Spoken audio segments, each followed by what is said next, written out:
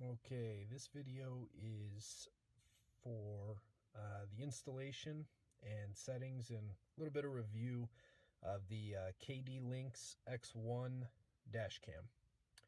I'll be installing it in a 2016 Nissan Maxima. Okay, so I'm recording this with my iPhone 6, so please bear with me with the video quality. I opened the box. Came a nice little thank you card from KDLINKS. Everything was packaged nicely. Came with the camera. It came with two mounts, this one here being the GPS mount. It comes with the wire attached to it. It also comes with another mount that does not have the GPS, and that is for people that do not want their location and speed tracked. Either they're interchangeable, very easy to mount. It's just a simple, let's see if I can get around here. It's just a simple sponge that sticks to the window, and then you fold the black piece right here up to the window. Now, one thing I did find out, it does not stick to this material if your vehicle has this on the windshield, so you're gonna have to go down a little bit below it. I considered going to the hardware store and buying some 3M adhesive and seeing if I could get it to stick up so it's more behind the mirror.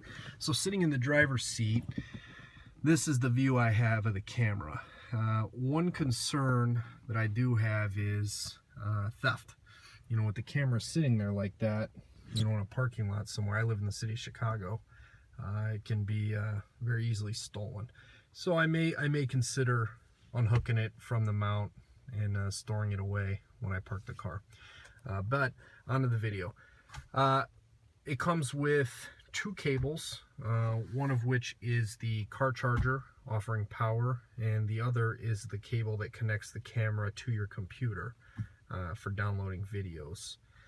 It also comes with a little SD card, 8 gigabytes. However, I ordered a 32 gigabytes that came with mine. Installation was very, very, very easy.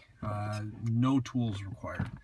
I simply stuck that to the windshield, and then what I did was I ran the wire up underneath and I followed the rear view mirror, and then I put it up underneath. If you can, I don't know if you can see this or not. I put it up underneath here and I just tucked it with my fingers. I ran it all the way around the top there. I ran the cable down underneath there, and I don't know if you can see in the corner, that's the one little area you can see the cable coming across. I then came down underneath the weather stripping of the door, underneath the glove box. It came up along the side, and I tucked the wire underneath here, and then ran it underneath everything. And if you, sorry about that, I have it plugged into the power source right there, so inside the console. So you can see the wire there, and then you can see the wire in the corner. Now the camera is designed to turn on with the vehicle, which I will demonstrate now.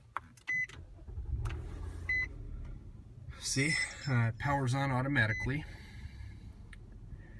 and it immediately starts recording. I currently have this set to a 5-minute loop.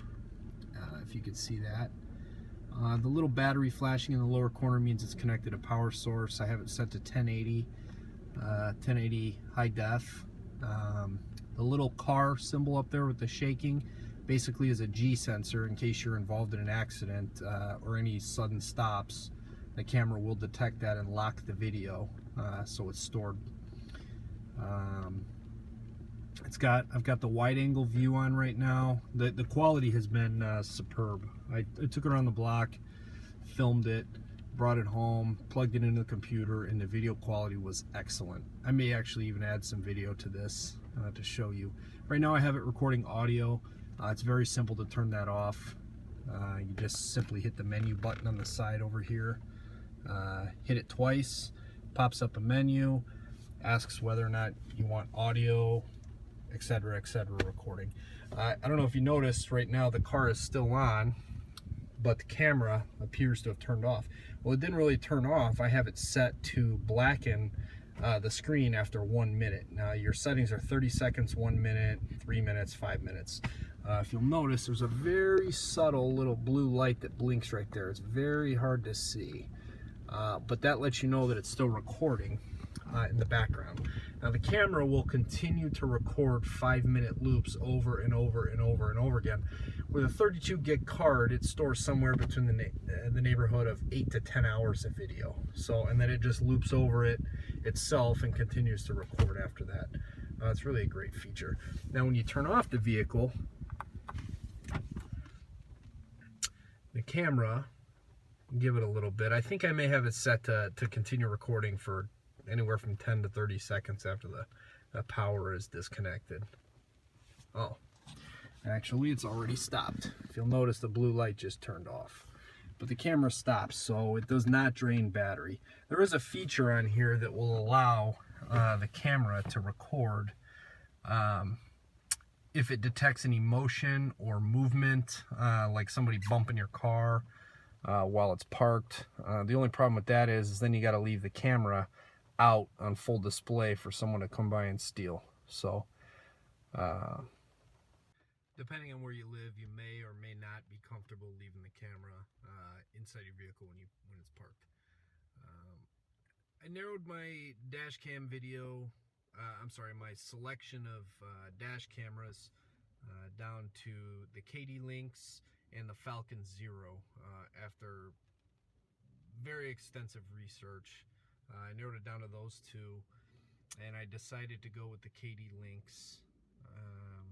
I just liked the excess features. I also liked the fact that the mount,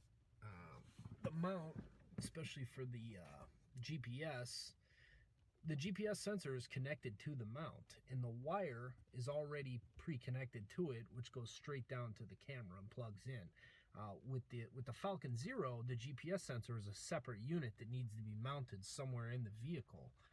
And then you have a second wire that you have to run from that sensor to the camera. So I wasn't sure about that. I figured I would just go with this one, try it out. And I have to tell you, I've been absolutely pleased with this. I've only had it one day, but I couldn't really be happier with this product so far. I'm going to order a second one for my wife's car. If I have any issues, I will update this video in the future. But at this point, the build quality exceeds expectations. The ease of use. My neighbor is 69 years old and came over here, and even the guy's electronically ignorant, and he could figure out how to work this thing. So if that's any measure of how easy it is to use, I got to tell you, I highly recommend it. I think we're going towards a future where everybody will have a dash cam. Hell, you go to Russia and some of these other countries, everybody has one already. I think the day's coming when everybody will have one in this country as well. This is a great start, and I couldn't be happier.